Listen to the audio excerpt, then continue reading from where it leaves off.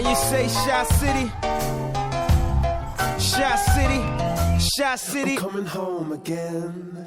Do you think about me now and then? Yeah. Do you think about me now and then?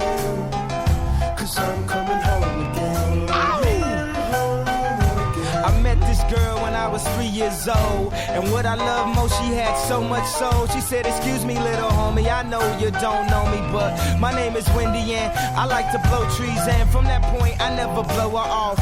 Niggas come from out of town, I like to show her off. They like to act tough, she like to tone them off, and make them straighten up their hat, cause she know they soft. And when I grew up, she showed me how to go downtown, and at nighttime, my face lit up, so astounding. I told her, and my heart is where she always be.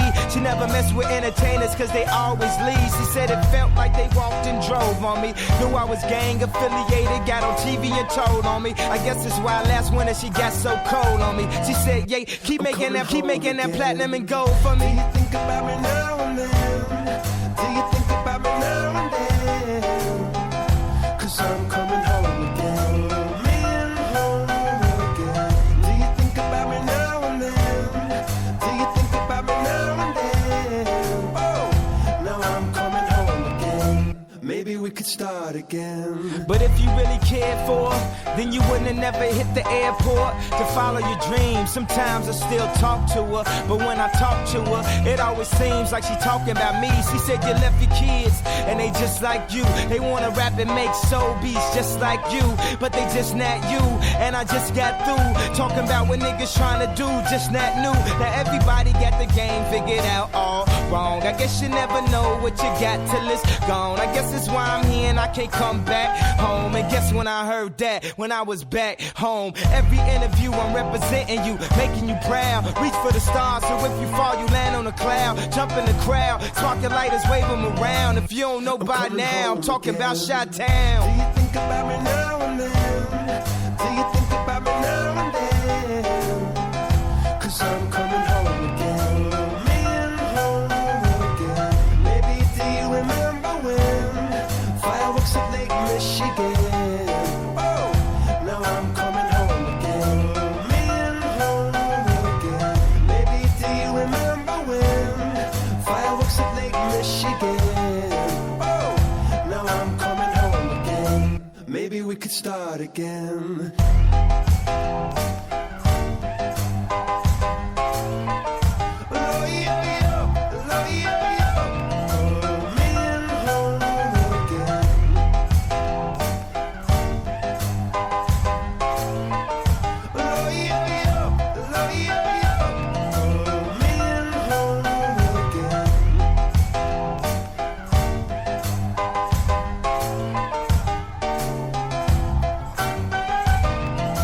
Maybe we could start again.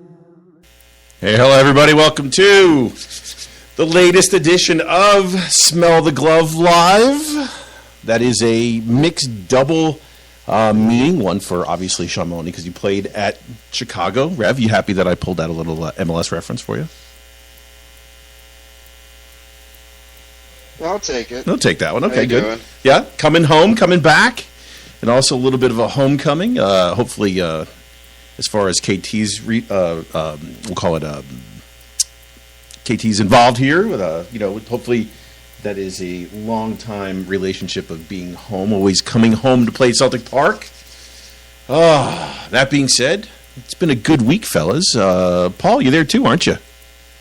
Hey, how's it going? Yeah, man. It's not been a bad week for Celtic, I suppose. It's just been looking pretty impressive. 2 wins against the Jambos in the Kelly game. I think probably one of the most impressive performances I've seen in a long time, and put out youngsters. So yeah, looking forward to talking about that. And I think the transfer window and Champions League coming up. Got a lot of things to look forward to. Before we have people jumping out of windows.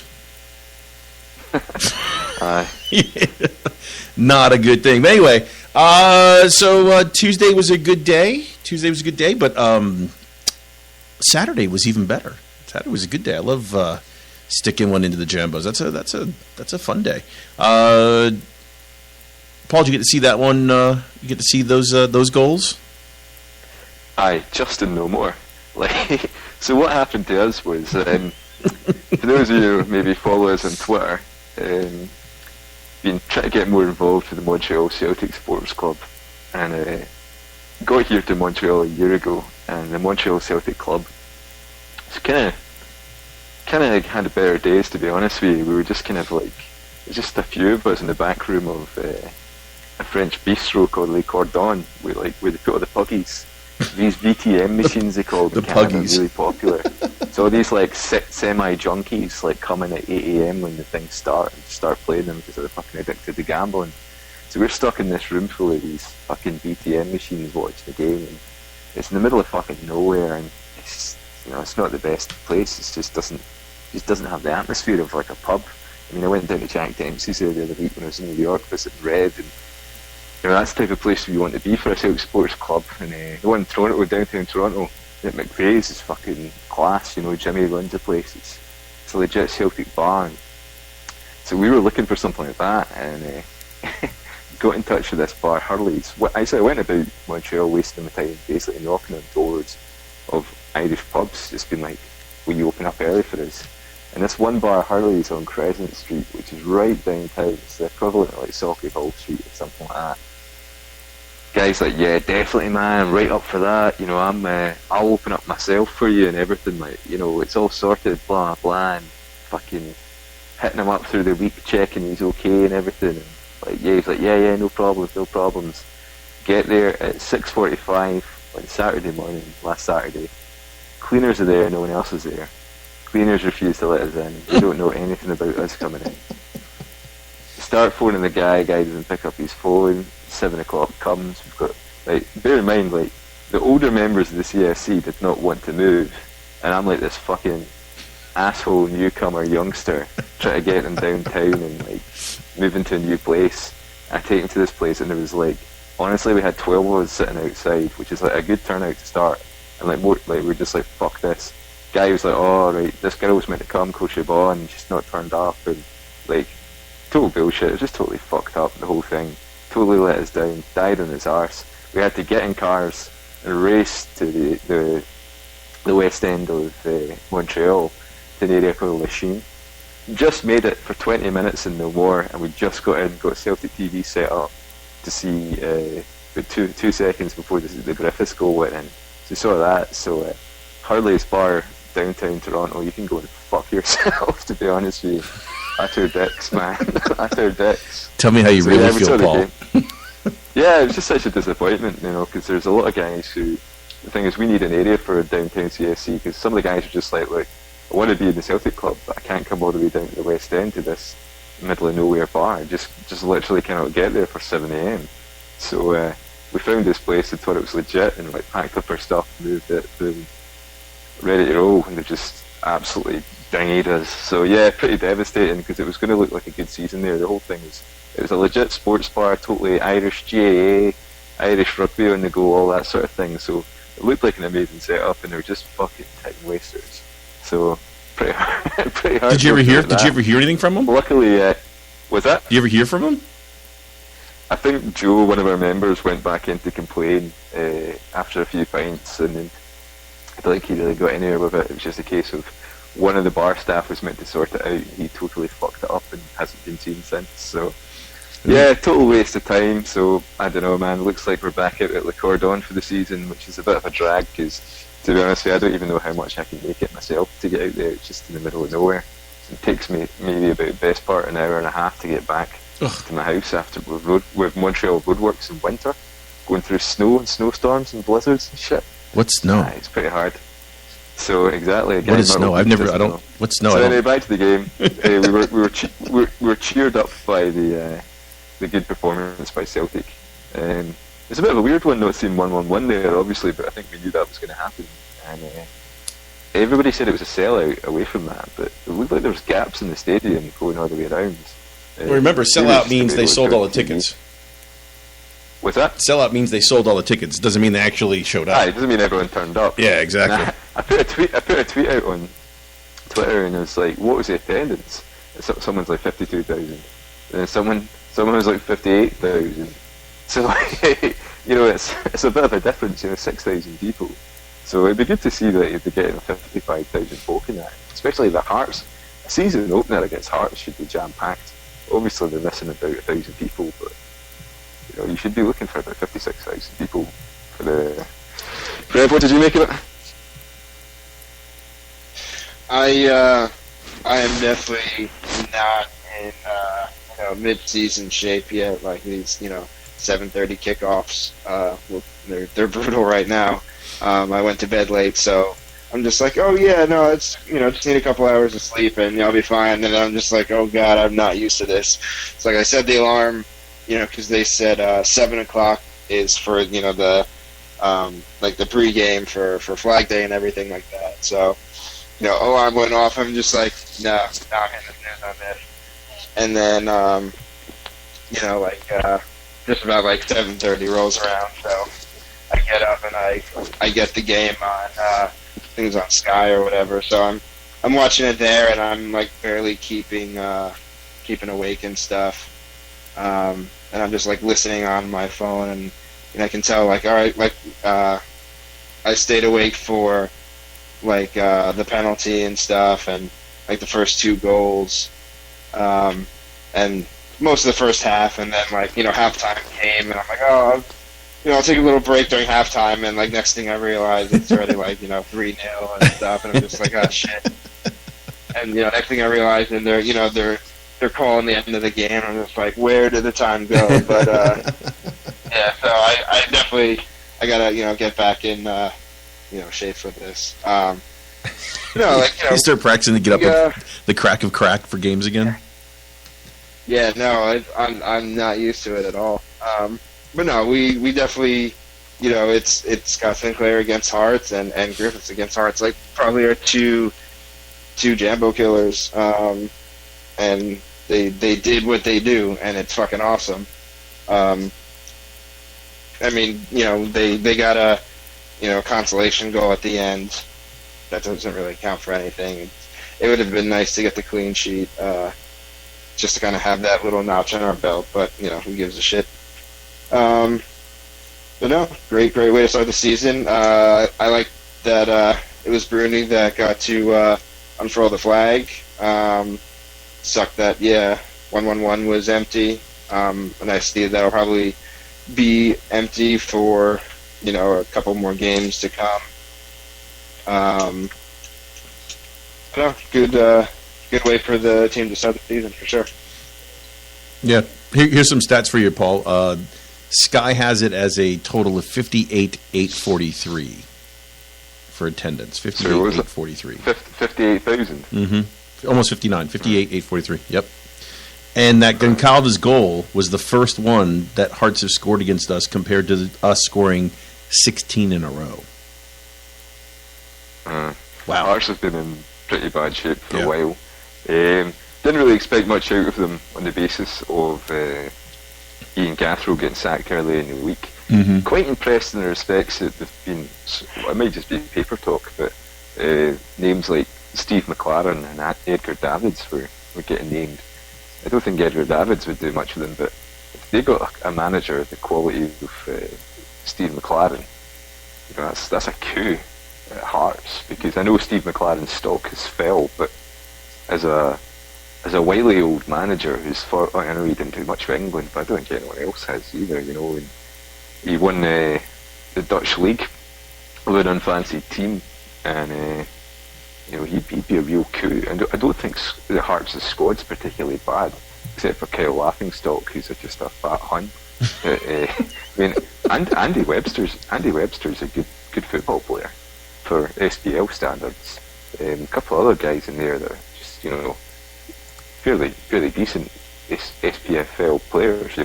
So if they got a really good manager, well, not really good, but someone like Steve McLaren, they would be they'd be looking at top 6, maybe even third or fourth. So I don't know. I think like for Scottish football, it's not really trendy saying this, because fucking obviously we hate Hearts, but we really do want, like, I'm not going to go on about strong Rangers, they can go and fuck themselves, but a strong Hibs, Hearts, Aberdeen, obviously Dundee United are in the first division, getting them back up, kind of established clubs playing reasonably well. I think Hibs are going to be pretty good this season by the look of it. If Hearts can get their act together as well, it'll be a reasonably good league this year, because I think last year it was a bit of a disaster away from us, you know. Or did you watch any SPL, FL? I watched the highlight show. I thought it was pretty good this week. Well, the problem here in the U.S. is that they've taken Fox Soccer is taken all the games off, so we don't see anything down here anymore. I don't even get a highlight show. Well, apparently tomorrow they're showing on Sportsnet Ontario. They're showing the Celtic game tomorrow, apparently. But when I got in touch with them, they said that they were dropping Scottish football and rugby league for the season. I said, well, why are you showing the Celtic game this week and next week? And they said that they were basically just plugging gaps in their schedule. They'll sporadically show games from other leagues that they have the rights for or whatever. But they're basically basing their football around German football and English football. Yeah, that's the same thing with Fox, yeah. Because Fox is paying all the money for games for Bundesliga, and now they have 2 channels, 3 channels to show live games on, and that's all they've got. Right. So they got a limited flow to be able to show that stuff. So in the US, we're kind of screwed here. So soccer, I can't get it in Canada because I thought I was subscribing to it. Yeah, no point. I know there's no Scottish football, but there was this thing where they gave out an email address and said, right, email this woman and say you want Scottish football. And I've done it, obviously. We did it twice, actually. And I thought, if they get it, then let's see if I can subscribe. And I can't subscribe. So stuck in Canada. Obviously, there's things to do with VPNs and all this, but yeah, it's just a fucking aggro. I just want the service that actually works. I don't want to give my money to Celtic TV because it's just a letdown every single season. I just want another platform that actually works. Well, you know what's weird? Like I got up, I watched the game. Watched the game Saturday on my phone on 4G. Not one problem the entire time. Not one problem. In fact, there was one issue with the game on Thursday or Wednesday, right? And I got it resolved, and I watched the game on 4G on my phone on Thursday. On Wednesday, the game against Roseborg. The thing about Celtic TV is it worked fine. It's the Glenn Louvens of Celtic, where Glenn Louvens can play like 4 games in a row perfectly. And you're like, all right, that's fine. And then you remember he's Glenn Louvens. And then suddenly he goes out and plays like they're playing like St Mirren, and he accidentally puts the ball in the back of his own net for no apparent reason, and just forgets what team he's playing for. Like that. It's just a sporadic bomb spearness of Celtic TV. And it's annoying because like we're talking about this, right? Obviously, Celtic Club maybe not really working in the facility that we have at the moment. I've got like obviously everyone knows like I work in film, so I'm a total nerd. I've got a big fucking projector in my house. I've got a big fucking screen. So I've got this setup for like this fucking sick HDMI setup, and I've got fucking shit hot internet, the whole thing. And when I put it in, I was like, man, I cannot wait to watch Celtic games on this. And Celtic TV is just that much of a fucking piece of shit. Like, it's good to the stage where like we had a new lad join the club, David Boyle. He's come over from Giffnick. Good to have some new blood at the club. And he's like, I might sign up for Celtic TV, and the lawyers were like, no, don't save your money, pal, save your money. Save your money. So save your money. I'll have to fix that. I mean, listen, if it is, I'm going to assume that the whole problem with Celtic TV as compared to what happened versus the first couple games is that the number of people trying to access the system they just weren't prepared for. They just weren't. And, you know, the Killy game, I didn't have a problem. I watched the whole damn thing in crystal clear, almost what seemed to be HD on my phone. So, and that's in the middle of farm country, in the middle of, a place where I have no internet because I'm literally looking at cows walk past me in a pasture. That kind of in the middle of nowhere. So, you know, it was one of those weird things. But anyway, so 4-0. Anyone upset at Gordon on the goalie, Gonzalez? Before we go on, let's just say that, like, if you're obviously most of our people listen to this are in North America, we're all struggling to get the games on. Celtic TV costs a fortune and doesn't really work most of the time, so we don't want to use it. So if anyone does have good ideas on how to watch Celtic, away from just like get a code, please let me know. if you find like some sports channel that you can subscribe to that shows Scottish football, let us know. Get involved in the Twitter. We'll tweet it out for everybody so they can get involved as well. Because there's a lot of guys that are going to miss out on football this year. It's just like one of those things as well. The dodgy links you get from front row sports and all that. 99 times they work, but then there is that one time where it just fucking dies on you. It's a pain in the arse. So, Celtic's such an investment for me that I don't mind paying a bit of money just to get it working. I just want to pay for something that actually works, So we'll see. Anyway, so yeah, moving on. Goncalves going mad at Gordon. He shouldn't have lost that, but I think that he just switched off. Everyone did on the basis of just switched off. Everyone did. No problem with that. I'm not worried by it. We can lose those ones, but if he does it in a game that's tight, then you'd worry. Do you think? I have a question for you because before we move on to Killy, do you think social media makes things 100% good and or 100% bad? Like, there's no middle ground because you only have 140 characters on Twitter to go ahead and say Gordon blows balls. I mean, there's no way to say Gordon isn't really good on certain. You don't have enough room to say all that, and it just seems really weird that the guy does make some of the best saves ever. In fact, always voted as one of the best saves ever in the Premier League history. Premier League. This guy made it, and all of a sudden now he shouldn't be allowed to even put socks and boots on because he sucks ass.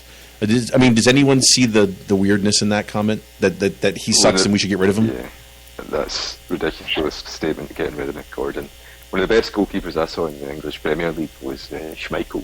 Schmeichel was an absolute match winner. He was one of the best foreign players to play in England that I've ever seen. It's a big statement for a goalie, and every once in a while he'd have one of those ones. It just happens. You can't be perfect as a goalie. But you think? Yeah, no. If you're saying getting rid of Gordon for that, then you're a fucking idiot. To be honest with you, it's great. Oh, for sure. Because that was like the 86th minute or something like that. It was pretty much the end of the game. You can't. And how much did he really have to do the whole game before that? You can't stay locked in, focused 100% of the time when you're not even doing anything anyway. It's easier when you're facing shots, the whole game to be, focused and trained and ready to go. And it wasn't even like it was like some crazy shot or anything like that. It was a fairly easy save. You should have had it. But it's, when you're not actually doing anything, it's going to mess with your reflexes, your reaction time, all those little intricate details, that makes you, what kind of a good keeper that you really are. So, it's the end of the game, whatever. It's no skin off my back. Yeah. Hey, before we move on from that, anyone want to go ahead and want to say a few words about our boy Nir Bitan playing in the middle of the field? Bitan? In the midfield? No, playing center half. Defence? Yeah. Yeah, he's doing alright there. But I don't think he's been tested against quality opposition. I think if he played in Europe there, he'll probably get found out. Fair play to him for having a crack at it, but he's just... I think he could make a centre half. I actually thought of suggesting that last year. I thought everyone would be going fucking mental at me for saying that. But I don't know. I think that it'd be a very difficult transition at that point in his career. I'm not saying it's impossible, but I suppose guys like Mascherano have done it at Barcelona. It's probably a different system and a different quality player. It is interesting to see how he's got he's got players who can play differently in different places.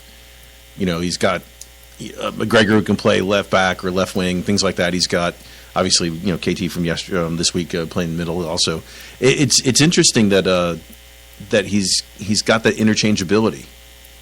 It's really as far as what Brendan's doing, and it shows that he's got depth and quality over the park, and he can go ahead and play different ways. Especially, for example, just look at what happened in the Cup final. Yeah. You figure he's going to bring Well, that on used to be- a back, and he doesn't. He lets McGregor play in that, in the left hand side. So it was really, really interesting to see. It's interesting to see that because he's not weak as compared to what we thought was going to happen. So That's kind of old school football. I mean, if you look at like Celtic in the 80s and 70s, and I don't really know before that, but you would see. Obviously, I wasn't there. It's just like watching back and reading through books and stuff like that. You'd see players swapping positions, where like Jockstein and Billy McNeil and Davy Hay would just put out the best 11 players they had available to them, and if it meant like Tommy Burns, a centre midfielder, going and playing right back, or I think there's even cases of Davy Hay, playing right back or left back, and Danny McGrain would swap between left back and right back, and I remember Peter Grant in the early 90s playing right back. He's a defensive midfield player. It was just a case of, well, if you're good enough, you can play more than one position, and this is the way Celtic do it, and that just became very unpopular as it went on. But I suppose Martin O'Neill done it a little bit with guys like Jackie McNamara and stuff. But yeah, it's weird. But I mean, I was trying to figure out the formation the other day we were playing, and it kind of changes quite a lot. And especially against Kilmarnock, it was really difficult to see how we were set out. Kieran Tierney playing as a centre half, and I don't really know where. Like Calvin Miller, was he playing left back or left midfield, or what was he doing? which one? Calvin Miller. Calvin Miller played right back. Kelly played right back. Played right back. No, I'm sorry. He played left back, and Ralston played right back. Yeah. Yeah, Ralston played right back. Yeah. Anyway, before we move on to Hearts, my other CFC thing, right? You know about this already, but Rev, you know about this as well, I think. But after the Celtic games, right, we always go to this bar called McKibbin's. It's either McKibbin's or the Irish Embassy. And our mate Joey works at McKibbin's, but he's away on holiday, so we're like, fuck it, we'll know about McKibbin's, we'll go to the Irish Embassy. Sat there, got pished, the usual, no problems. And until the next day, where we found out that it's a big music festival on in Montreal, called Oshega, and Liam Gallagher was playing. And Liam Gallagher went into McKibbin's when we would have been there. There's Irish folk musicians there. He picks up a guitar, starts playing, sits there getting pished for hours on end, gets photographed of all the bar staff that we know, and we sat like fucking mugs in the Irish Embassy and completely missed all of this. So, I'm not making this up, by the way. If you go on the CTV website, not Celtic TV, the Canadian television or whatever it is, they ran a story and they got videos of Liam Gallagher playing in this bar, and we're just like, oh fuck, that would have been the exact right time we would have been there as well. So, yeah. Just add to a shitty day. Adding to a shitty day of kicking us in our down. Oh, so right, okay, we covered Hearts. Is there anything else to really say about Hearts? I mean, Griffiths took his goal well at the start.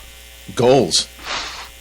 Yeah, goals well. And the other one, he just kind of, I think it was more the cross that, was it McGregor that crossed it in? Mm-hmm. McGregor had the cross. And it was just like, he just ran it. I did like his celebration when he started eating the net like a madman, which was a bit weird.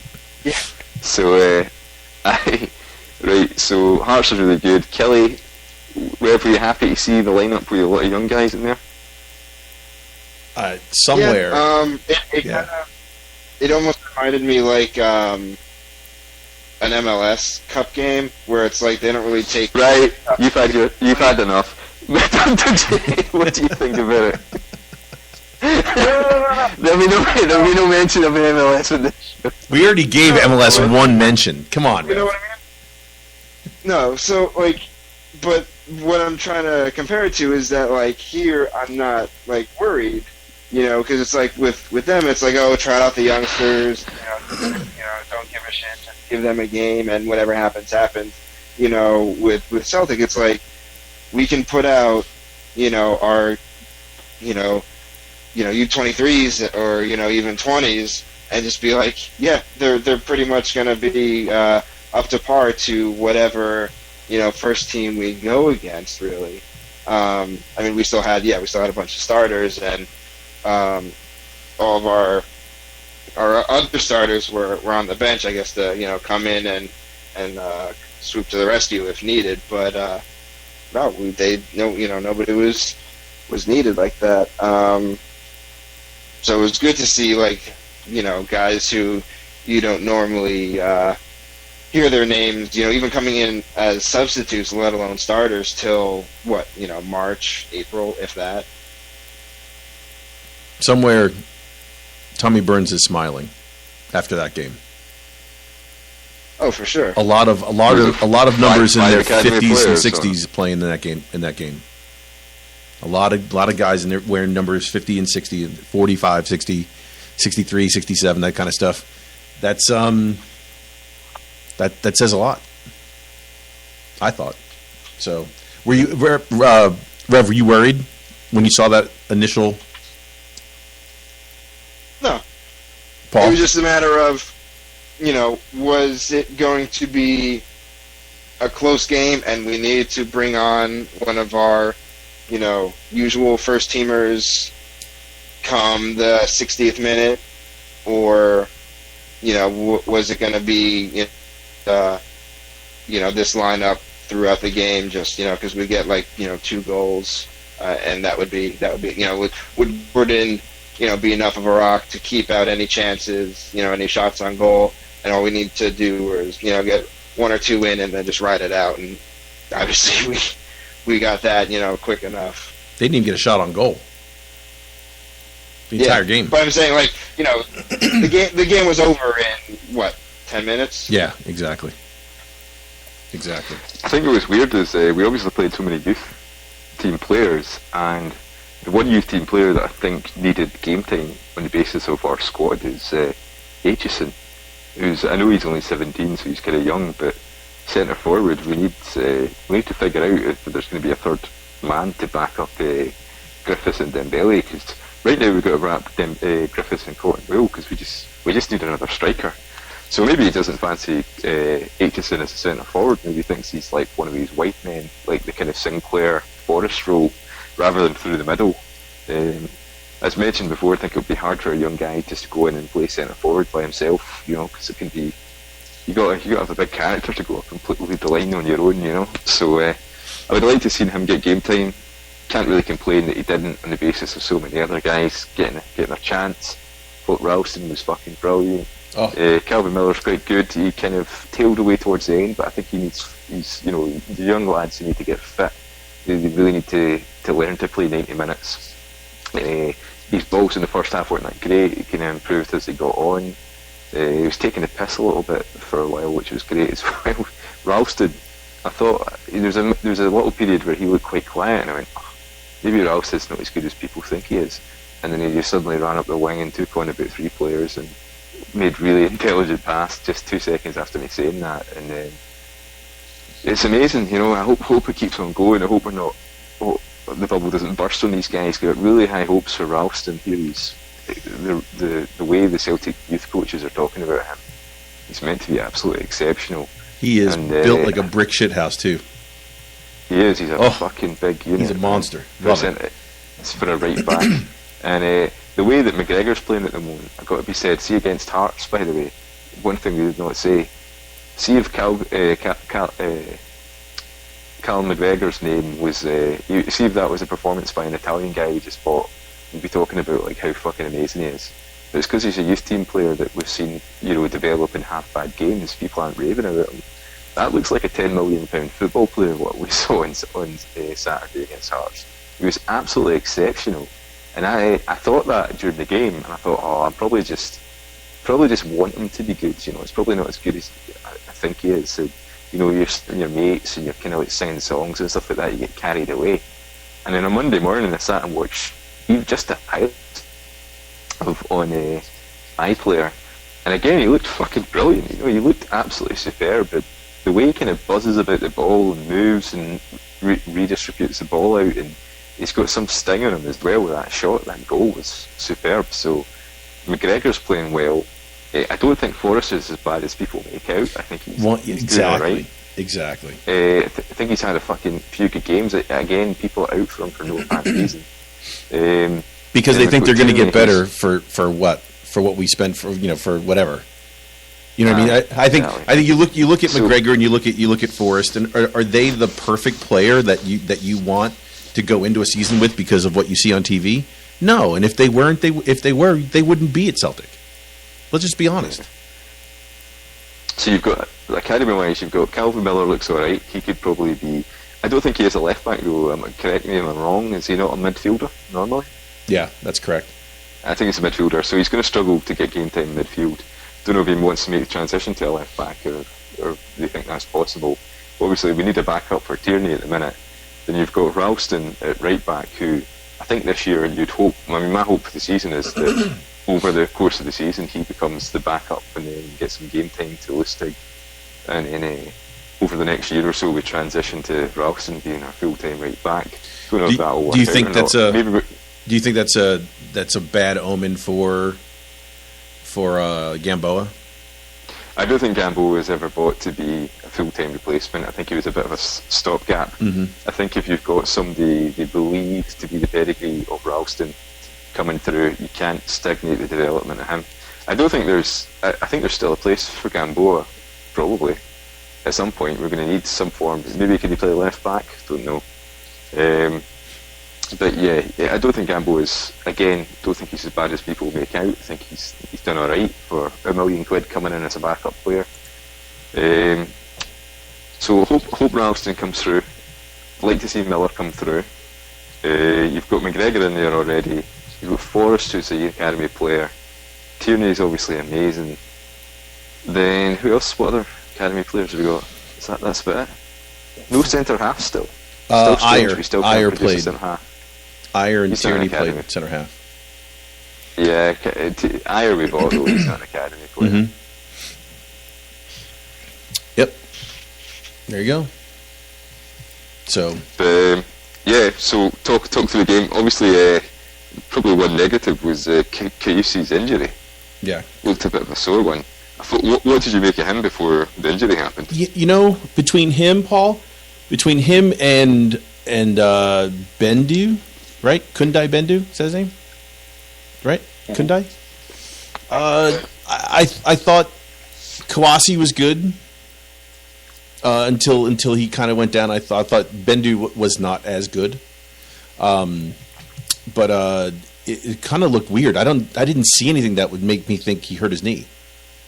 It was weird. He kind of like got hit from behind and went down, and it was really odd. But I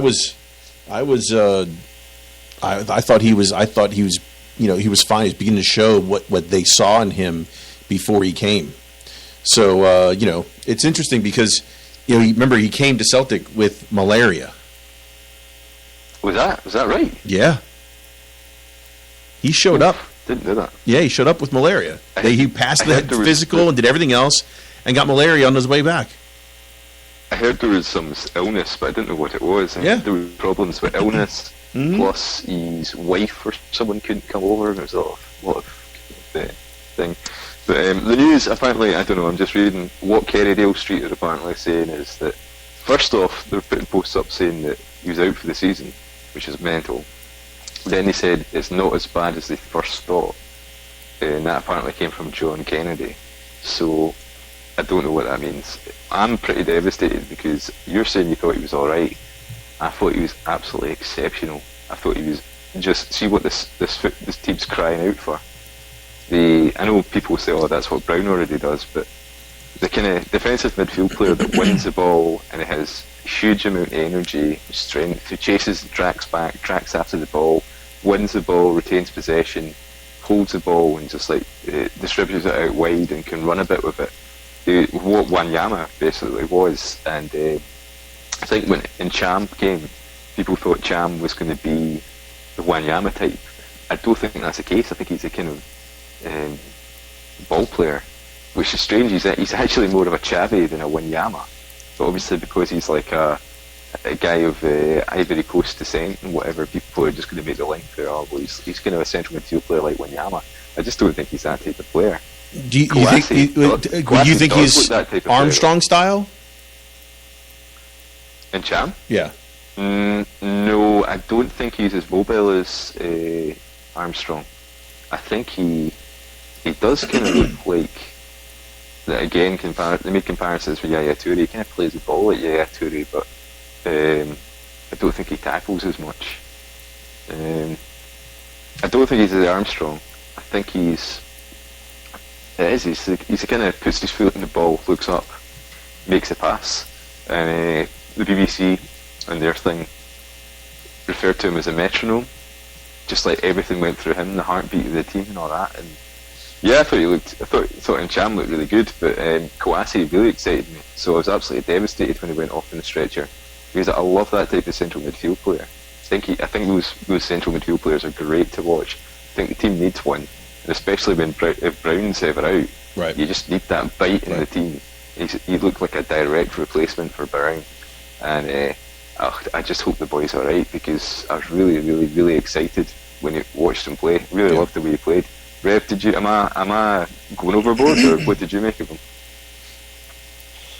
Kouassi, no, I like him. I want to see more. We didn't get to see enough of him, earlier in this past year when he came in the winter.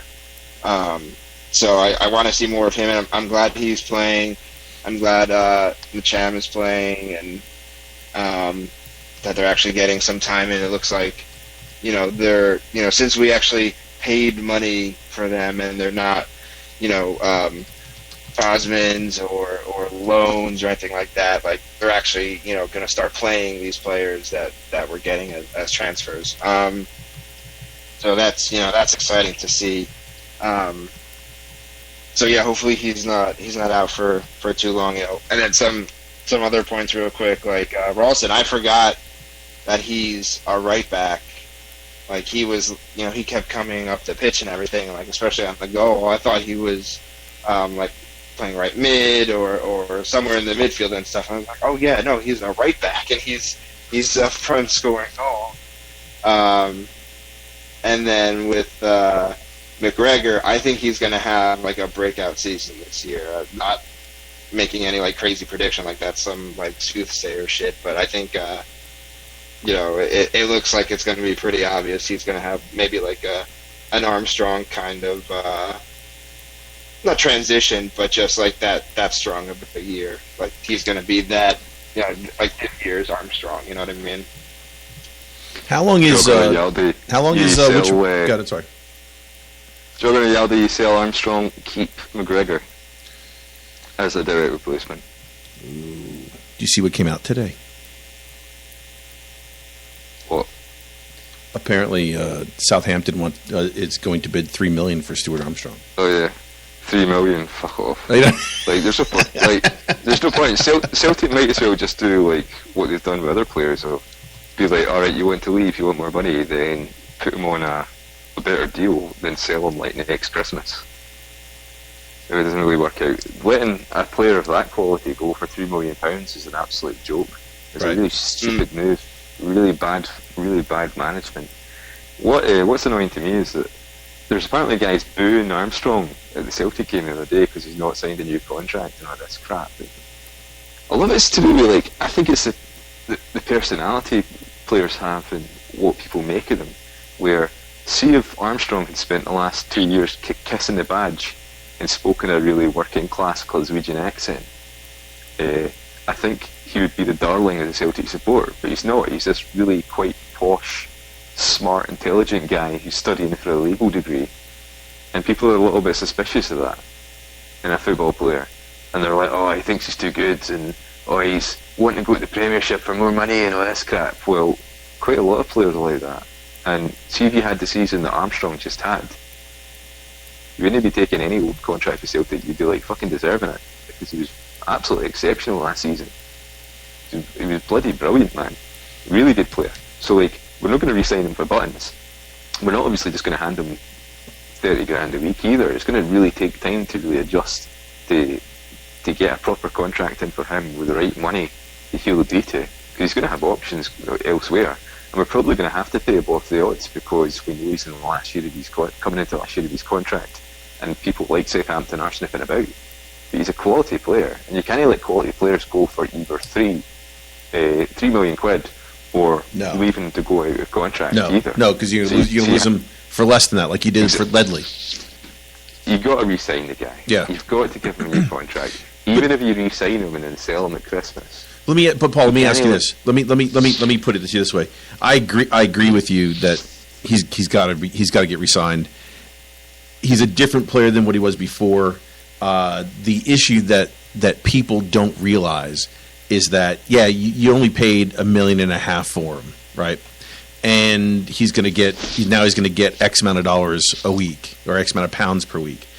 The issue that you have is that the expensive part of re-signing him is not the transfer fee. The expensive part of re-signing him is what he's going to cost. So Celtic has this tightrope to walk between. So we have Bruni, who's going to be our top earner. We have Lustig, who's a relatively high earner. We dumped Izzy, which was relatively decent as an earner. We have Dembele on decent wage. Griff is probably not that a decent wage to a certain extent.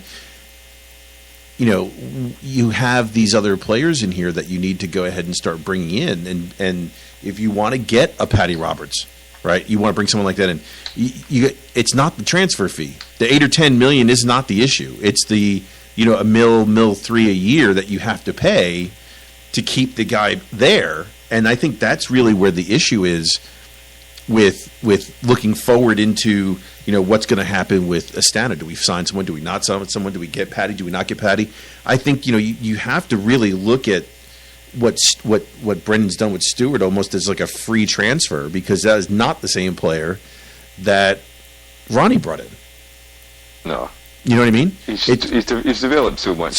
He's playing such a different position. The whole entire thing. I just think it's so different for the game that Celtic's playing as far as trying to balance everything is so different compared to everyone else of trying to build a team to be able to play at the highest level to keep players. Because in the past they just go. In the last couple of years, no Rangers around. Let's be honest, no Rangers around. Peter's going to basically say, "Oh, we can get rid of somebody. We don't need these guys." But now, to keep players, that's where it's going to get tough. You had to pay more to Gordon. Doris DeVries, I'm sure, isn't free.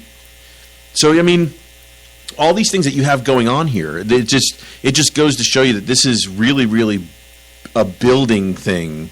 And the building isn't cheap, and keeping the player, bitching about keeping players, let alone signing them, isn't going to be cheap, because as they continue to win, they continue to get more exposure. The cost of keeping these guys can go up and up and up. And I don't even want to think about what it's going to take to re-sign Tierney when his contract comes up again in a couple of years. Yeah, oh, for sure. I totally agree. But they kind of have to expect that, and you can't. If you're going to set Bruni as your ceiling, so to speak, and this is going to be the highest weekly wage, because this is the captain, that's kind of unfair for it being, relatively low compared to other teams, overall, say in the Champions League, because if that's the level that you want to be at and you want to compete at and compare yourself to, you're going to have to, spend more money and get less tight with the wallet. If you want to get to that level, so it's just like you have to make that choice. Are you going to, look at it, more on the, on a domestic league level where it's like, we're spending all this much more money compared to everyone else, and look at the wages, blah blah blah. But you're just going to keep dominating there. But you're not going to do anything in Europe when you can't retain the few players that you've had success with. And at the we're halfway through August just about, and we're bickering over. I'm sure it probably isn't even all that much money. It's probably, it sounds like only probably a few thousand a week. Yeah, it sounds kind of gross to say that, but you know what I mean. No, I get it. But then again, I think, and Paul, getting back to what you said, Rev, you're 100% correct. It is probably some number that's just mundane compared to what's being thrown around now.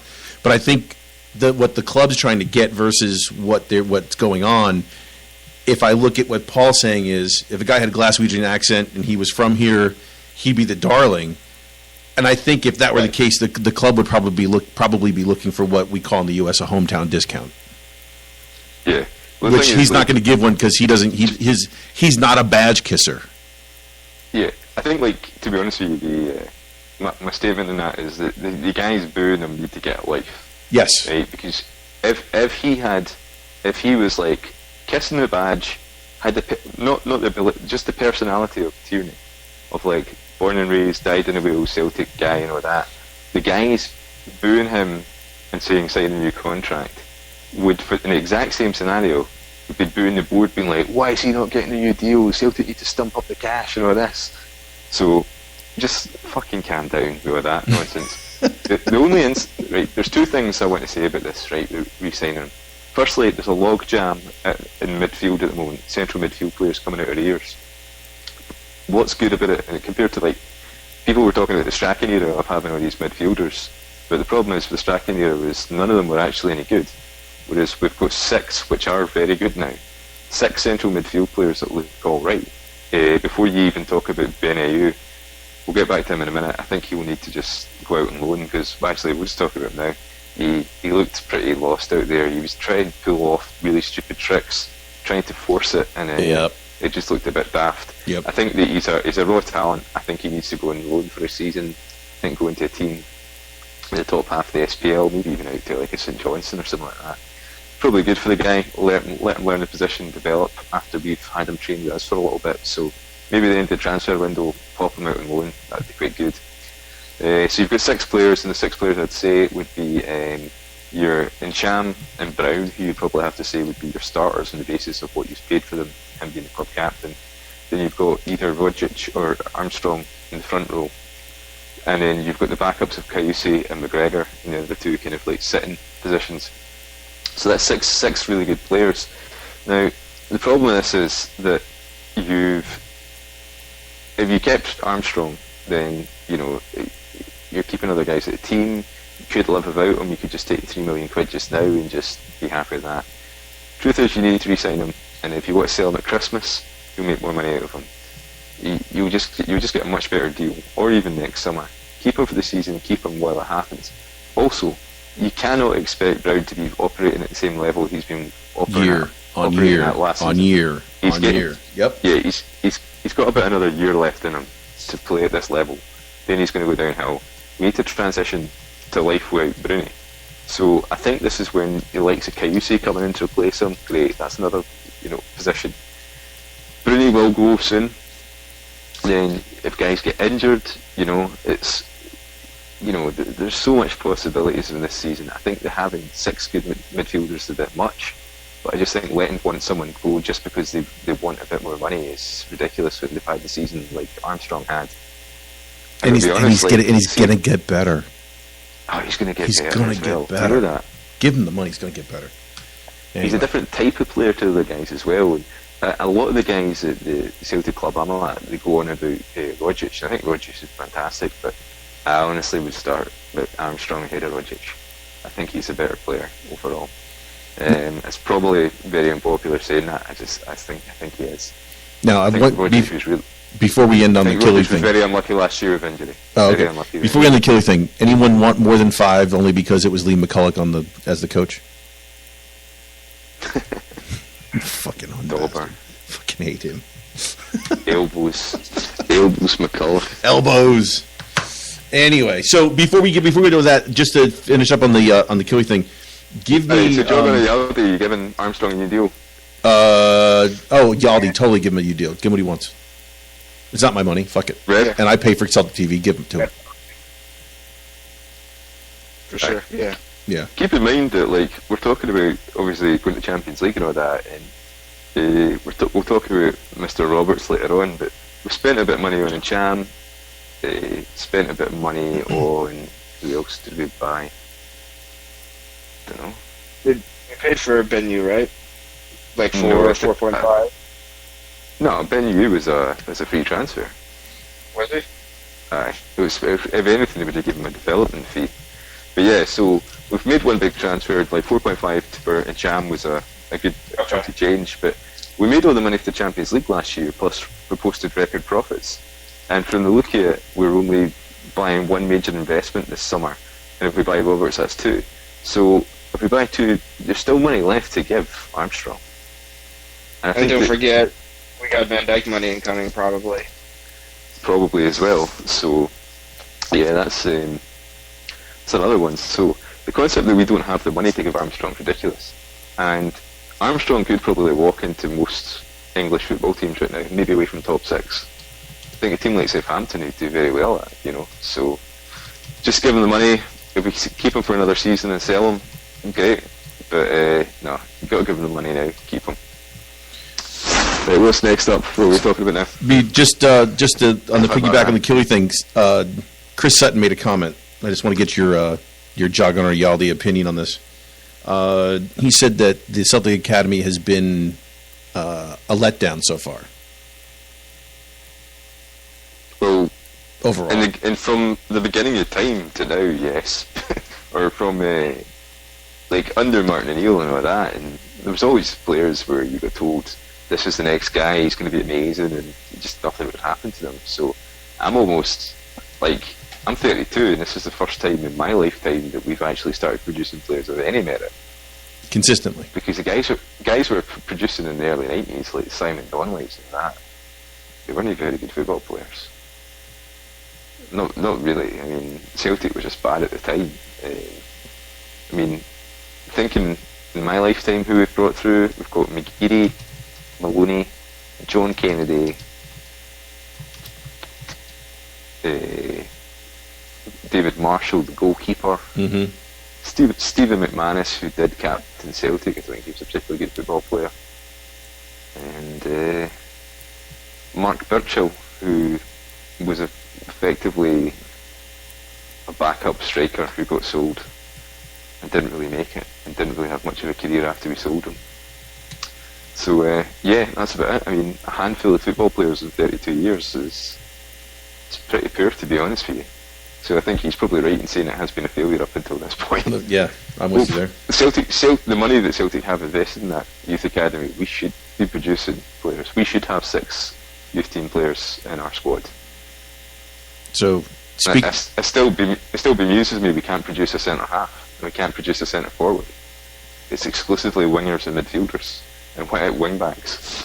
Wingbacks. So here you go. So speaking of which, today Celtic announced Sean Maloney to come to Celtic as the U20s coach. Big deal, no deal, small deal?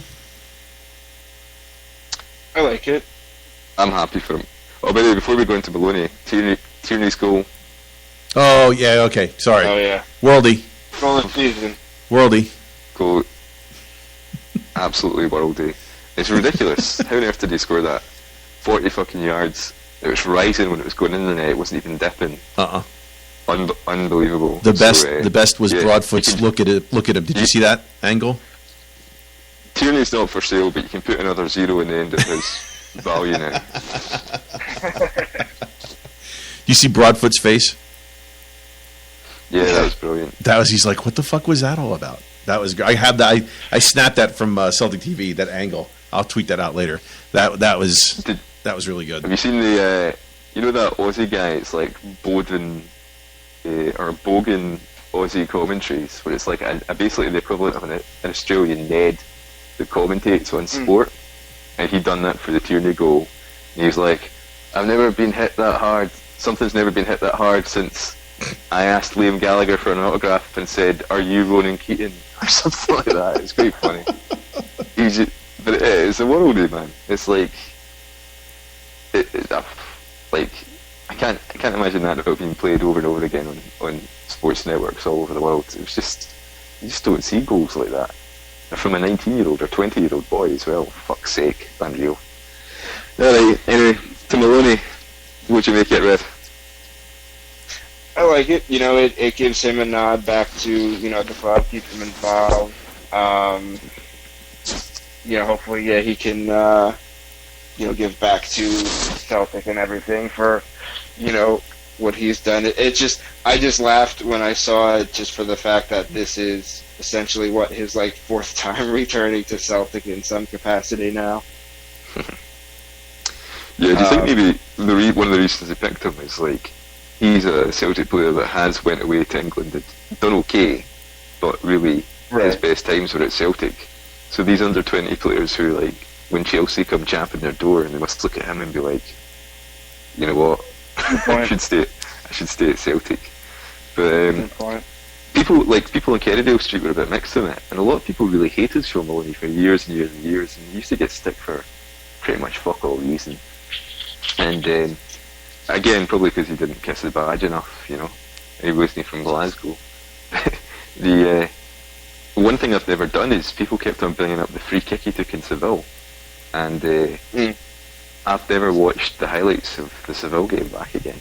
I've only ever watched the Celtic goals. It was just too heartbroken. Never did. And just to see what people were going on about, because I couldn't remember the free kick, I watched a 3-minute package highlights of the Celtic Porto final, and even that I could barely watch it. I feel absolutely gutted after all this time still watching the highlights back. It was absolutely heartbreaking. I think I need a crisis counsellor or something, man. It's the Seville final. Gutting. But yeah, so I watched Maloney's free kick, and I've heard people banging on about it for years about how he let us down with this free kick, and you know, it's the last kick of the ball or whatever. There was a free kick on the edge of the box, like on the corner of the area, and he just crossed it in, but he just ballooned it. And it was bad, but it wasn't like he fucking completely shat himself. He had bottled it and all this. He just miskicked the ball. He's not to blame for the Seville final. It's fucking ridiculous saying that, and I don't know, making people a scapegoat still after all these years is pretty terrible. Especially a sub that came on off the bench trying to win the game for us, the age he was at the time. I like him. I like Sean Maloney. Always did. He scored an absolute peach against the Huns. One of the games with the ball swerving all over the place from 35 yards or something like that. Yeah. I don't know what he's like. Don't know what he's like as a coach though. So, what's Paul Hartley's role now? Wasn't he the under-20s coach? Was that the reserve coach? I don't know. I thought he was just there to hang out. No, yeah. I thought he got like a proper position. I don't think so. I heard Brendan when you just like, oh, my door's always open for you kind of thing, right? I've got completely confused there, because I thought that initially happened. Then somebody left, and he took over. No. Let's Google him. I don't think so. Listen, if he did, that's just the truth of us continuing to be the least prepared podcast on Celticverse. Aye. So someone looked that up for us. Just while I'm at it, someone actually tweeted a show for like a place to watch Celtic, but it is one of those stream. It is stream, yeah, actually. Exactly. But you know, I know. John's in the chat room, so John will know if Hartley's coaching with us or not. So he'll say something about it in a minute. But I think that this is. I think Maloney is something that no. Someone said Hartley's hat isn't the job for the Jambo's job. Really? That would be interesting. Wow. Okay. I think this is all part of Brendan's grand master plan, we'll call it. I like this move because it's gonna really, really help. I think it's really gonna help the players see what it's like to move from academy to the first team from a first-hand perspective, and I think that level of commitment that Maloney had is something that to get there is something that I think Brendan has talked about before to a certain extent when he's said things like, you know, we have some players that don't realize or don't understand what is the next step, or whether or not they're committed to it, or they have the bodies for it, or all those different things.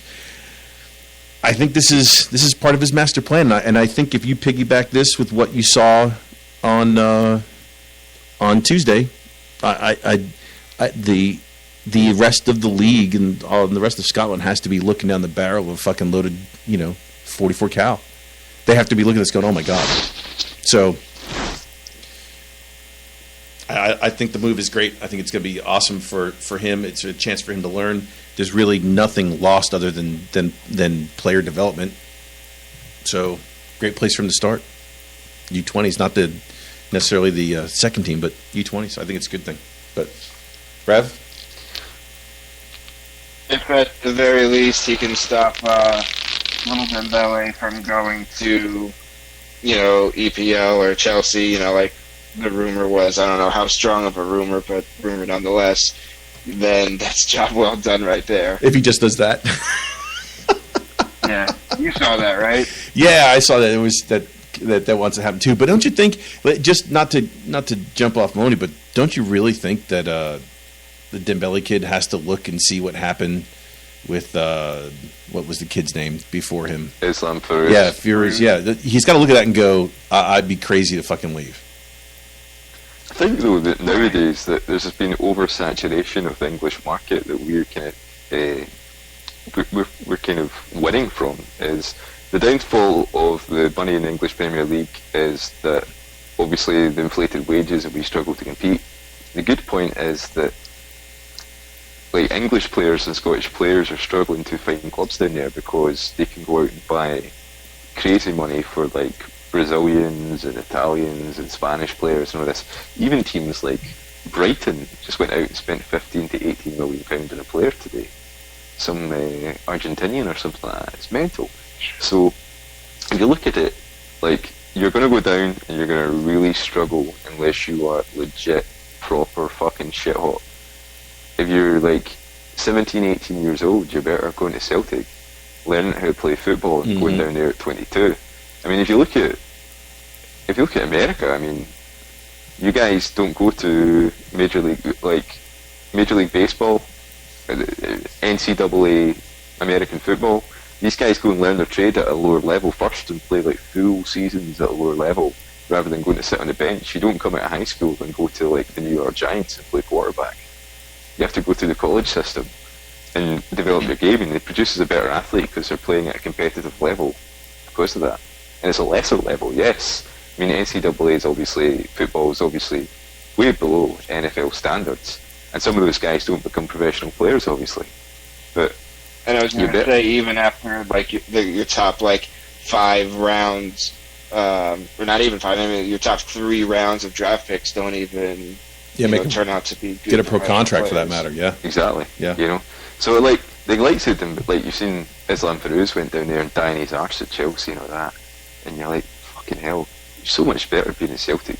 See Paddy Roberts just now, we'll get to him in a minute, man. But so much, the best place for him to be at the moment is Celtic, and obviously we're biased. Guys like Tierney as well. Tierney's 20 now?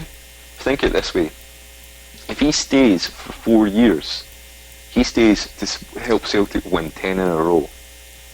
And then after the season that we win 10 in a row, he'll be like 24. If you go to the English Premiership at 24 after running 10 in a row with Celtic, why the fuck would he move anywhere? It's just absolutely ridiculous thinking that he would go. Like, honestly, Armstrong better staying at Celtic, even though he's a bit older. Dembele better staying at Celtic. Young Dembele better staying at Celtic. And we're biased, but it's the truth. I mean, the English football is just like, you will die on your arse down there if you have one bad game. And it's so hard to get in those teams and stay in those teams. The concept of like Gary Hooper thinking that he could go down there and stay in the English Premier League is fucking ridiculous. It's laughable. I'm actually quite glad he failed. Just to show people, you point at him and be like, that is a failure. Am I just bitter? I just want to go ahead and just say, you mentioned Brighton. I just want to go ahead and mention get well Baram Kyle, by the way. Broke his leg out for 3 or 4 months. Broke his fibula. So for 18 months he's been trying to get back. He's been trying to get Brighton into the Premier League. Played in 2 playoffs, right? Finally played 1 playoff and then 1 direct promotion, but finally gets a chance to get in there. He's going to have to wait till probably close to January to play by the time he gets back and gets fit again. But it's unfortunate for him, but yeah. Never mind. Did he not break his leg with us as well? No, he broke his wrist. Did he not get stretchered off sometime against Rangers? Oh, you know who that was? That was our boy Lee McCullough. Lee Wasn't it? Lee McCullough, Lee motherfucker. Yeah. He stepped. Yeah, he did his ankle, but that was also whatchamacallit. Remember up at Inverness, broke his wrist in that game. All he do was win that match, and we close out the league.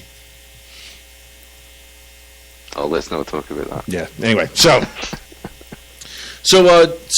Paul, let me ask you this. So Griff's already scored 4 goals. Moose is sitting on the bench. Do you think the two of them push each other enough to make them both worth 30, 35 million, or do you think Moose is worth 35 and Griff will never be worth that much? Griffiths will never be worth that much because he's Scottish. So if he was Lee Dembele, yeah. Oh, we had. Surname. If you guys get a chance, by the way, you check out Ball Boys from yesterday. There was a long thing going on and on and on and on about putting Griffiths with all the different names. So isn't like giving him 4 names? Oh yeah. It was fucking hilarious. Griffaldo, Cristiano Griffaldo. Aye. It's an unfortunate thing, like where if Griffiths was any other nationality but Scottish, they would say 30 million quid for him, you know. And I suppose playing in Scottish football, you could say, well, it doesn't matter if he's Dutch or Brazilian. If you're playing Scottish football, you're going to be valued low. But yeah, no, I think like those 2 goals against England were exceptional. He is a talented striker. He could probably, I think now that he's learned to play football, he could go down to the English Premiership. Obviously, you could say, well, he was at Wolves before and he didn't do too well, but I think he's a different human being and a different football player to what he was when he was there. But he's really developed under Rodgers and Dylo, to give a little bit of credit to Dylo. And no, he's cracking. I just hope that I don't want Dembele just to walk back into this team. I think I want Dembele to have to prove himself and fight into the team. And it's going to be tough when those European games come around because, well, if Dembele was back, I mean, like, who would you pick? Because I think Dembele is better in Europe, but Griffiths is playing so well, you'd be really heartbreaker to drop the guy, you know. Well, isn't that the reason why you think he's worth more? It's a different. Yeah, he plays a different game that everyone wants to play. I think Griffiths is a better finisher. I think Dembele's a better football player overall. Like being able to athletic, holding up the ball with strength, right, bringing other players into play. Right. I don't think Dembele is actually naturally that brilliant a finisher. I think that it's more that his athleticism creates the chances. He's a bull. And the extent that like he'll get 4 chances and score 2, whereas like Griffiths will get 3 chances and score 2. But Dembele's made the extra chance, you know what I mean? Something like that. But no, I think Griffiths the better finisher, but Dembele better football player. I think it's good to have both. I think that's a great option, and I think if we go into the season and we keep them both, and we've got Dembele and Griffiths competing for the striker role, then we have Rodgers and Armstrong competing for the attacking midfielder role, Griffiths, and Cham and McGregor competing with each other, then Brown and Kayuse competing with each other, then little competition at centre half with Sviatchenko try to get back in the team. I don't think he will, but that's quite good. And then, you know, competition all over the team, and hopefully we'll have more competition at right wing sometime soon if things go our way. You never know. So, Rev, let me ask you: do you think if Moose is worth 30, just for shits and giggles, what do you think Griffiths is worth? What I think there's 2 different questions here. It's like, what do you think he's worth, and what do you think people would offer you for him? Where I think Griffiths is a £20 million striker.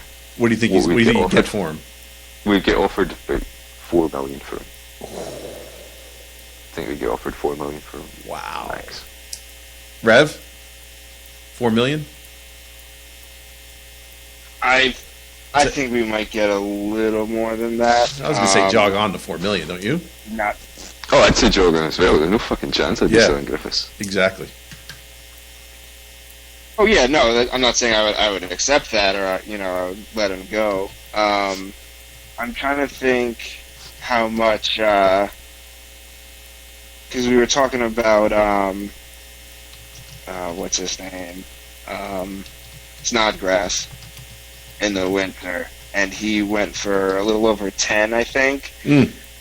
And definitely say Griffiths is better than him. So, if we're gonna play, all things being equal, he's also about 6 years younger as well. But the thing is, all things aren't equal. It's a case of Snodgrass went from one English Premier League club to another, so that's why he's getting paid more money. So, yeah.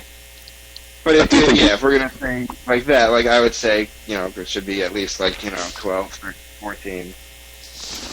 Just put it this way: if you put me in charge of West Ham United just now and said, "Here's your money to spend," and I phoned up Celtic and said to them, "I'll give you £20 million for Griffiths," and they said, "Aye, I'd be quite happy with that." As the West Ham chairman or GM or whatever the fuck guy it would be, I think he is worth that amount of money. Whereas, if I was in charge of Celtic and someone said, "We'll give you £4 million for him," I'd be like, "Fuck off." There's no chance, But then again, if someone said, "We'll give you £20 million for him," in Celtic, I'd probably maybe say yes. I don't know. But anyway, I hope he has a good season. I hope him and Dembele keep on fighting to get in the team with each other. Really good competition. Push. Because they're going to get hurt. Anyway, should we move on to the... Go ahead. Should we move on to what everyone wants to talk about? Go ahead. Do it. Say it. All right, so Tony Stokes, 2 goals for Ayr. Yes! I knew it. Hey, listen, man. Listen, I am going to find a way. I'm going to find a way to watch that game on Saturday. Before we move on to the proper thing we want to talk about, let's hope that Hibs smashed Rangers on Saturday. Yes. Honestly, if that was on TV, I looked out with lustings for it. I would have watched that. I will find that game somewhere. Right, no doubt there'll be a couple of honest mistakes that will help Rangers out. But I hope Lenny smashes them. But anyway, right, so Patrick Roberts. Rev said 4 or 5 weeks ago that he's coming. It's a done deal. It's on. It's starting to look more and more likely. The news in the last week is that Nice, for the team that we're competing with, is for his signature. They went in a different direction. They brought in Snyder, and they've also brought in another winger. So he's a right-sided winger. So the chance of them buying Roberts is pretty limited. Southampton were sniffing about him as well. Apparently they've killed their interest. It looks like we're in the driving seat to purchase Mr. Patrick Roberts. At the moment, the word on Kerrydale Street is something to do with the sell-on clause that's kind of holding it up, where they suggested that Manchester City want 100% of the sell-on fee, which is ridiculous because having a 100% sell-on fee is redundant. For example, if Celtic bought him for £7 million and they had a 100% sell-on fee of profit to Manchester City, then he could never be sold for more than £7 million, as far as I'm aware, unless am I wrong? Because you could, you just wouldn't get anything for it. Yeah, well, for instance, Crystal Palace were like, alright, we'll give you £10 million for Patrick Roberts. Yeah. Then they could just be like, oh, just give us 7 because we don't give a fuck. Right. Whereas if it's 50% of the sell-on fee, then they're like, yeah, you give us fucking 20 million. So I don't know how 100% sell-on fees would work. That sounds a really ridiculous idea. It also sounds like something that's been made up on Kerrydale Street, to be honest with you. Then John Kennedy talked again today about something about development of Paddy, and he said something like, you've seen how much Paddy Roberts developed at Celtic before. If he came back here, I think Manchester City would find that he'd develop more. Now, that would make people think that it's actually a loan deal we're getting. So, everybody wants to buy him outright. I think everybody does want to just purchase him. I think that's what I want. The ideal scenario would be to purchase a guy. Okay, Manchester City get some of the sell-on fee, but hopefully we'd still make a profit on the guy and get a quality player in return. Getting him on loan, well, depends how much. Do you really give a shit if you get anything on the sell-on fee? Do you really care? I mean, if you bring the guy in for $7 million, you pay him. He's here for 3 or 4 years. You sell him like KT at 23, 24 years old. Nah, he's here for 10 in a row. The guy wanted to be here. The fans love him. To make profit on him. Really? Yeah. That would I think- that would bother you enough to make you not want to do the deal. Well, the other thing is that, like, there's the concept of a loan deal, where if you're not making any money on the guy, you might as well just loan him, as long as there's no loan fee. It's like, okay, you keep him, we'll pay his wages, and we don't have to pay the £7 million to get him. Give us him on a 2-year loan deal, which is apparently legal now. Guys in Italy are on 2-year loan deals and stuff like that. Loan the guy for 2 years, pay no money up front, and just pay his wages. And Manchester City can take all the money they fucking want when he gets sold. But as long as we get him for those 2 years, which means we take that £7 million we would spend on Paddy Roberts and put it elsewhere. But then again, if they say you loan him for 2 seasons, but you got to pay £2 million, then that's burning money. So I wouldn't want to do that. So I think there's a couple of scenarios here, but the obviously ideal is we buy him on a proper deal and we get to sell in a couple of years' time, 3 years' time, whatever, which is obviously wants to be down in England, make some profit on him and get a quality player in return. Second best scenario is getting some form of loan deal. And I think though the situation is though people are like, I think we're Brendan Rodgers. You don't know how long Brendan Rodgers is really going to be at the club. We're kind of in a win now scenario, like in baseball, where everything's aligning right now. If we're ever going to invest like £7 million, £8 million in a football player, it should really be now. The missing piece of the puzzle of that football team at the moment is a right-sided creative player. We've had this guy up. He was excellent for us. I think it'd be a great investment if we go out and buy him. I think now's the right time as well. Right time, right guy, right place. Hopefully the right money.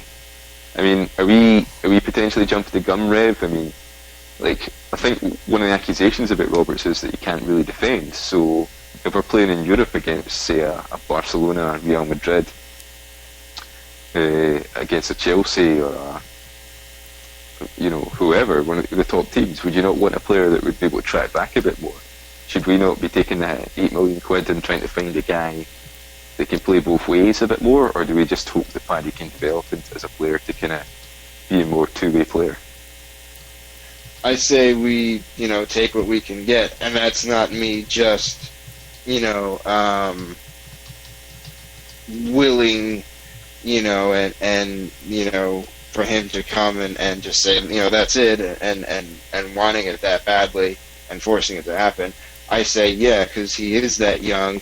You can probably still teach him to defend and everything, or that if he develops his attacking game, that maybe he can make up for, not defending, not tracking back by, scoring goals, assisting on goals. His stats for his time here, fucking ridiculous. It was in something like 80-some games he's played, he's had a hand in like 60-some goals, or in 60-some games he had a hand in like 40-some goals, or something like that. Basically, between goals and goals scored and assists, it's like it was only like 20 less games, like 20, like 20 games that he's played that he had no effect on the score sheet. Which is a stupid high percentage. So here's a question for you, right? Good. This is maybe a twisted bit of logic, I don't know, right? We're coming into our second season under like Brendan Rodgers, right? So going into the second season under Rodgers, McGregor looks amazing. Like the level McGregor was at this time last year to where he's at now. After one season, he is now kicking on as a young player and being exceptional. Roberts, the way he played last year, to compare to where he would be this season under Rodgers, is that a frightening thought? How good do you think he could actually be under Rodgers if he stayed for another couple of years? Who are we talking? We're talking about Paddy still? They're talking about Paddy. I mean, like, if he stayed, like, you can only imagine that he's going to get better under Rodgers, right? Or am I just... Right. Whereas, do you think that Paddy's hit the peak of his ability, or do you think he's going to keep on getting better? No, I can't see him definitely not getting worse, and I can only see him getting better.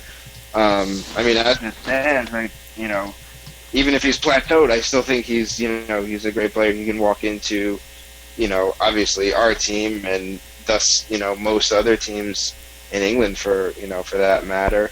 The fact that City's a top whatever 3-4 team.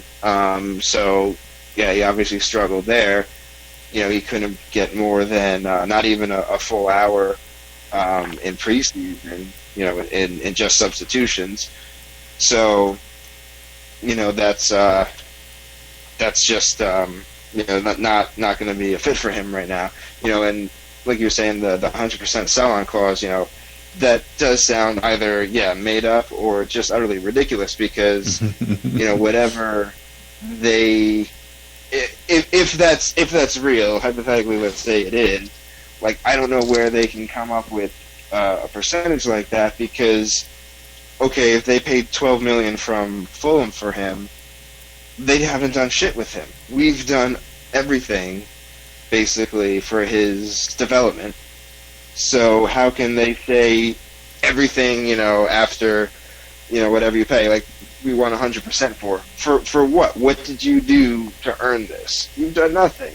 If you take a high percentage, 20, 25, whatever, 50 even, fuck it. But 100%, that's just ridiculous. So I can't see them, that being real because I don't know them being like that, that hard up or that big of ball busters. Yeah. Can I ask a question about this isn't really a question about Patrick Roberts. This is more a question about the transfer in general. Where I don't think I can think of another window where it's centered around one transfer for so long and it's dragged on. Yeah. Where it's like see if we don't get Patrick Roberts now, I think it's such an emotional letdown for the fans that people will actually be really disappointed. And I don't think, they could go out and get fucking like a world-class international right winger right now, but if not Patrick Roberts, people will be like, oh, we didn't get Patrick Roberts. I just don't, like on paper, there was a guy who was the Chelsea winger who looked really, really good and was apparently like one of the best young players that Chelsea had, and away from Hazard, and we're linked to him. Where we're not getting him, he's definitely not coming to us. But if we got him tomorrow, I think people would be pissed off that it's not Patrick Roberts. Where looking back at it, I think the Tommy Gravison transfer saga went on for a while. Robbie Keane's was kind of like rumoured for a while. We didn't really know about it, and obviously the Roy Keane one. But I just don't think I've ever seen anything like this. Where Dr. J, is it just the case where we just have to just bite the bullet and just be like, right, we're all in on this guy? I think it's a timing issue, and this is where it moves past being about Patty Roberts. I think you need to look at what happens, and I hate saying this, but this is exactly how it's going to be and how it has been looking at history, about the way the club operates around this time of the year. When was the last time you saw the club buy something or anyone or do anything really big before Champions League football's been decided? And I think that's the one thing that we really need to look at, because I don't think we're going to do. I really don't think we're going to do anything. Now that leads us to, is this club in a better place than it was last year when they played Astana? Are they a better team now? Are they? We can go through that conversation, and is Stuart Armstrong a new signing compared to where he played last year? Yes. Patty Roberts wasn't with us, or wasn't really playing in that game. It was more Forrest, because he was on fire at the beginning of the season. KT's a little bit better. You remember, you're playing in those games with center halves of Kolo Toure, which we haven't even mentioned yet, and O'Connell. So is this team better than it was last year? The answer, I believe, is a resounding yes. Is it enough to get past Astana? Late years. Yeah, is it enough to get past Astana? I think the answer is yes. It should be more than enough.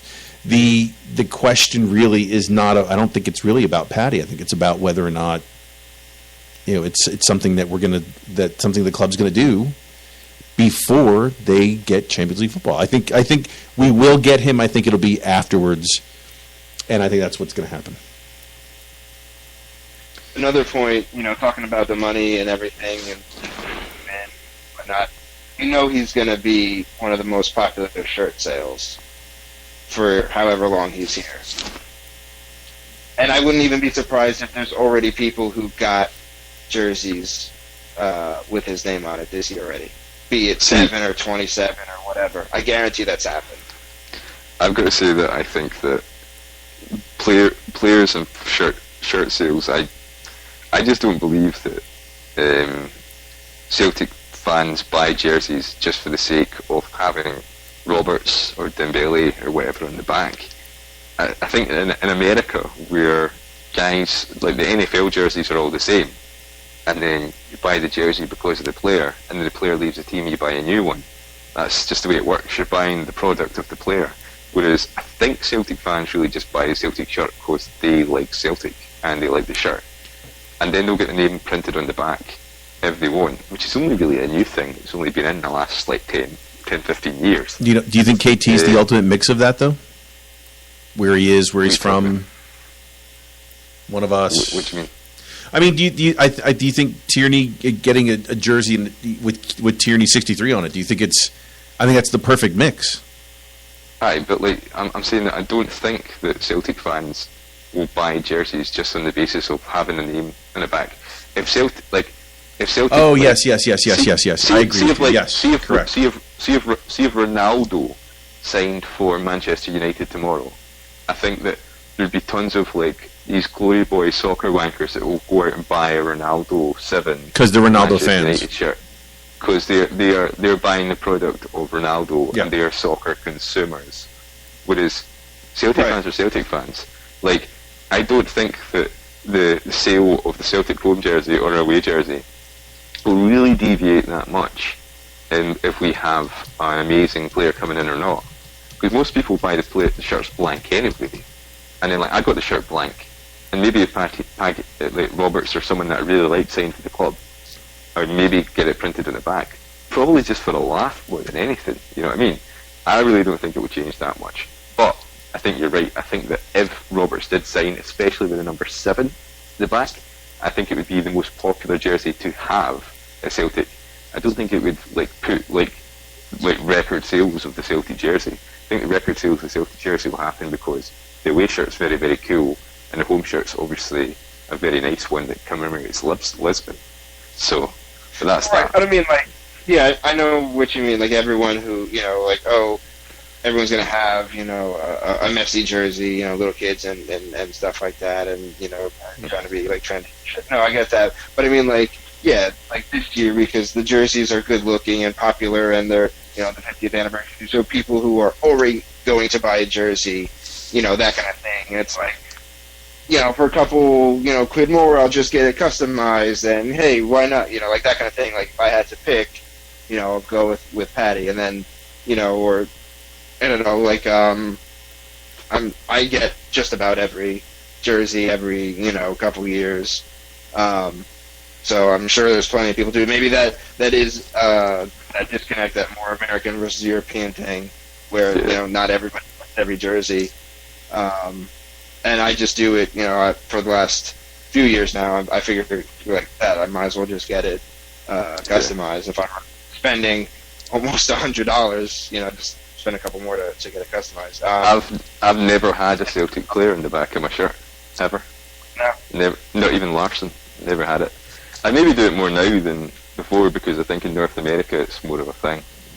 I don't know what player I'd get. Maybe I would get Roberts if Roberts was there. Quite like Simonovic, or I maybe would have got Armstrong, but I think obviously I wouldn't get a player that's going to leave the club. Because you're left with this fucking jersey afterwards. At the moment I'd maybe buy Dembele, but Dembele will fuck off eventually, and you're stuck with the jersey with some guy's name in it. It's not like having a Larsson jersey or a Lennon jersey where they're icons of the club that will be there, and even when they leave, the shirt still means something, So yeah, I've got a Wanyama jersey that when I got a chance to meet him and he signed it, and that was actually and now it just sits there. I wouldn't wear that now. If I wore it now, I'd be like, no one would. Someone would look at it and go, "Who? Why? Where? He played where?" Yeah. It's almost like no one's history really starts until they play for the Premier League. Anyway, should we wrap up the show? I think I record Jersey all the time. Yeah. See, that's different though, isn't it? Don't you think? There's a little bit more of a way over our time limit. Of a feeling of a connection. Should we wrap up the there? show and just say if we think Roberts is coming or not, or what? Yaldi after we beat Astana. Rev, do you think he's coming? Well, you already said it. You said. Yeah, I made my peace. Like last month, I didn't think he was going to. I thought we were fucked. But now, yeah, I think, given the events of past week, I think he will. It's just a matter of time. His agent came out yesterday, or the day before. He said 48 to 72 hours. I think that's tomorrow would be 72 hours. So we'll see if that. Fucking hell, Rev, this is the most research we've ever done in this show. You're breaking this news now. I almost feel like we know something. This is weird. He cares. He's on it. That's true. Let's do it. It's a roller coaster. I'm taking my uppers, I'm taking my downers. I don't know what to do. I can't sleep at night. Relax, Rev. Relax. Have a bucky. Relax. See if Roberts doesn't sign, right? I'm gonna be heartbroken. But Rev, you're gonna be a fucking mess. By the way, we're gonna have to figure out what we're gonna do. How we're gonna have you continue? We'll have radio shows. Remember when you guys don't remember this, but when the Beatles broke up, there were like memorial shows. It's gonna have to be what happens with Rev. It's going to be like memorializing him. Samaritan's Helpline. Oh God. So before we go, we are way over time. It's like an hour and a half already. We got Partick coming up Friday. You guys want to give me a little idea what your team looks like? Do you think he goes back to full team knowing we got to play on Tuesday? I think you'd play Baton and Simonovic at centre half just to give them a run out together, because that's probably what the centre half partnership will be in Europe. I think you'd have to play Tierney at left back. At right back, I would play Lustig just to give him a run out, but then get Ralston in there as soon as I can. I would play Griffiths up front. I'd try and take him off as quickly as possible. I'd probably again play Sinclair, but then take him off as quickly as possible. Central midfield, Bruni will probably need a run out. I'd probably play Cham because I think he needs more game time, and I'd probably play McGregor. Leave Armstrong and Rogic on the bench with Forrest out right. Yeah, that sounds good to me. Tuesday's at home, right? I'm assuming because Tuesday's at home. Yeah. Tuesday's at home. And if you're listening, you're in Canada. The game is live on TSN4.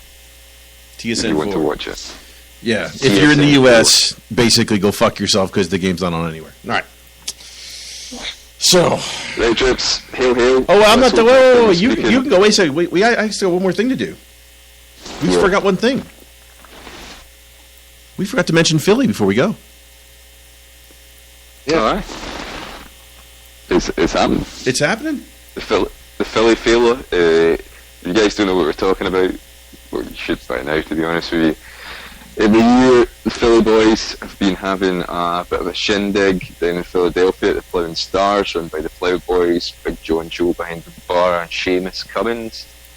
Celtic on Twitter. You can catch them at Plough Boys on Twitter as well. Really good bunch of guys who've been running this shindig for a while. It's one of the best meetups I've ever been to for Celtic, that's for sure. It's a great venue. Guys from New York, guys from Boston, wherever, Toronto, all come down to it. Absolutely fantastic. Scotland. So and Scotland. They fly over to Scotland to come watch a game on TV with us. Johnny Clifford coming up from Mexico when he was there. Oh, that's crazy. The winter will come up from Argentina. It's in the middle of winter. I think it's the 2nd of February this year. And 2nd to the 4th. 2nd to the 4th. Not many details announced so far, but that is the date. There's going to be hotels announced sometime soon. Obviously they have music acts. They usually have a few guests, etc. the previous years we've done a show live at the Ploughing Stars, which is pretty cool.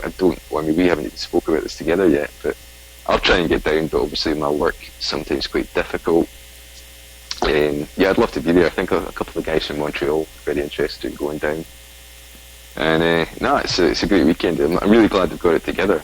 They say it's the biggest Celtic meet-up of the year.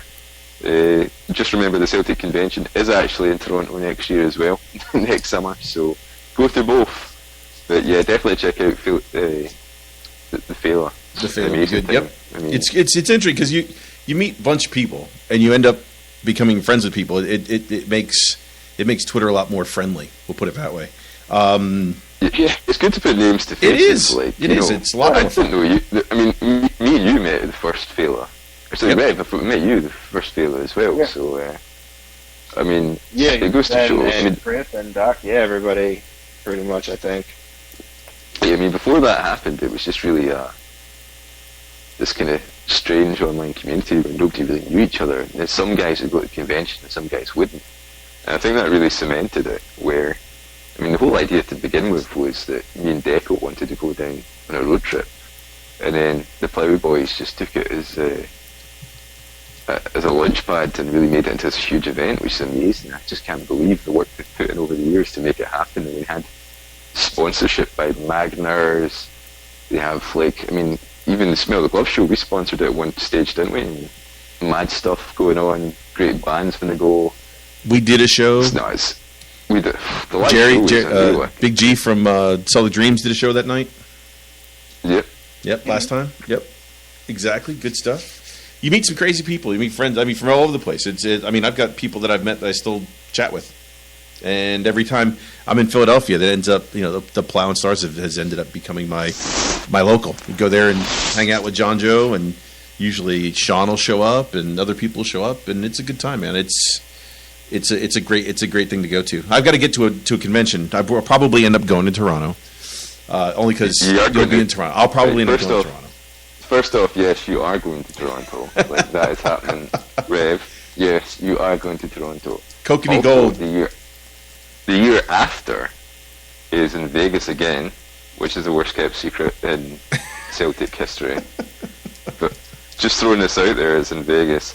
But that just also happens to be the summer I'm getting married. What? You got engaged? You know this. You know this already. Right, so the next Vegas convention is the summer I'm married, thus fucking stag party in Las Vegas. Smell the Glove live. Oh. What was that noise, Rev? Shut up, liver, you're fine. I can just wait for the t-shirt now. Shut up, liver, you'll be fine. And by the way, just so you guys know this, the Ball Boys are doing their own live meetup the weekend of Thanksgiving in the U.S., November 23rd, 24th, something in there. So we could just do this, do this whole thing around the world. We could go over there, hang out with them, go to Toronto, go to Philadelphia. They'll probably do it somewhere in Castle Milk, so you got to wear a bulletproof vest, from what I'm told. Wait, so are they doing a meetup in America? No, they're doing one in Castle Milk, I assume. They're doing a live show, a live studio audience show. They announced yesterday. It's pretty funny. All right. Yeah. I don't think I'll fly out to. You're not going to Castle Milk. Rather go to Toronto than Castle Milk. Castle Milk or Philadelphia. Right. St. Roach. That's right. St. Roach. That's right. St. Roach's. So just check out Bob Boys on Twitter. You'll find it. But the weekend of Thanksgiving in the U.S. is when it's going to be. We got that one. We got Philly, and that is my entire list. Cool. Well, yeah, we'll obviously put out, whenever we get details about the Fela, we'll put it out. But yeah, it's 100% our recommendation to get yourself down to that. And if you're by yourself, by the way, like if you live in an area in the north of, like in North America, either Canada or USA, and you've got no mates that support Celtic, and you're like, I don't want to go myself, I'll be a fucking loner or that. Don't worry about that, man. Just go down, because like there's just like everybody's with everybody. It's no hassle. It's just like get in and get a drink and have a laugh. Like, so we'll obviously plug it on the show as we go along. hopefully try. I mean, I'd love to go down because there are a couple of guys in the that are new to Celtic that are in our Celtic Sports Club. I'd love to bring them down just to like get them introduced to people and get them in on Celtic, and it's just such a great place to do it. You know, it's just everything that Celtic is boiled down to a couple of nights. My only worry is, one, I can't get off work, and two, I think my liver might implode if I ever go back to the Playing Stars, because whenever I go there, I just get fucking destroyed. So John in the chat room says, I went by myself and they were all dicks, which I think is a positive statement. I think he meant dicks the same way you would say you're all cunts and you're all good cunts. Is that right? I don't know. I've never said that before. Maybe thinks we're all dicks. John's awesome. Actually, it just turns into weird stuff. You meet people from everywhere, and you just become friends with them. You go to games, you meet stuff.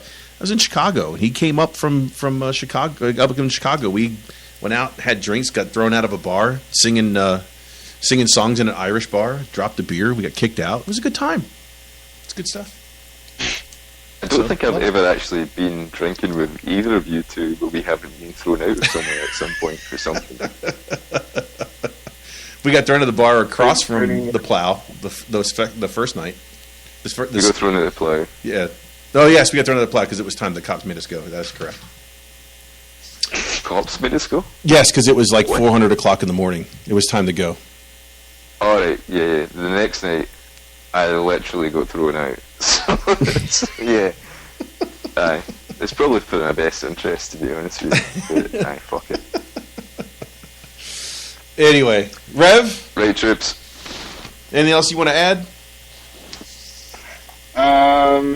As of right now, Patty is not signed. Throwing that up there. For 24-hour updates, just check Rev's Twitter handle. See, in the next 7 days, right, we could have A, Paddy Roberts, and B, be 3-0 up on Astana at home, looking to go into Champions League.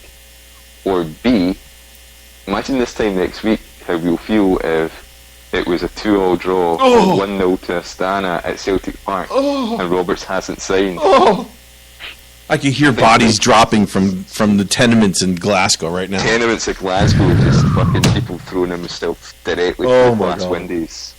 Fuck's sake. Oh my god. Throwing themselves in front of buses.